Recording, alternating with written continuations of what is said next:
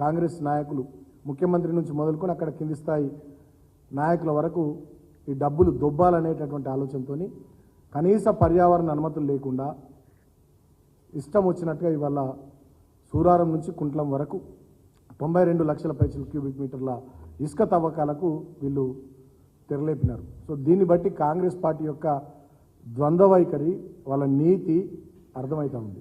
ఇక్కడ నేను ఇంకో విషయాన్ని కూడా కోరుతా ఉన్నా, దీన్ని డెఫినెట్గా కాంగ్రెస్ ప్రభుత్వం పునఃసమీక్షించాలి. లేకపోయినట్టయితే డెఫినెట్గా ఎన్జీటీని కూడా ఆశ్రయించడానికి మేము వెనుకకపోం. అదేవిధంగా అక్కడ తవ్వుతున్నటువంటి ఇప్పటికే అడ్డగోలుగా చెన్నూరు నియోజకవర్గంలో కానీ, మంత్రి నియోజకవర్గంలో కానీ, పెద్దపల్లి నియోజకవర్గంలో కానీ, తర్వాత రామగుండం నియోజకవర్గంలో కానీ ఇప్పటికే అడ్డగోలుగా ఒకవైపు ఫ్లై యాష్ లారీలు నడుస్తున్నాయి, ఒకవైపు ఇసుక లారీలు నడుస్తున్నాయి, ఒకవైపు మట్టి లారీలు నడుస్తున్నాయి. దానివల్ల అక్కడ రోడ్లన్నీ నాశనం అవుతున్నాయి.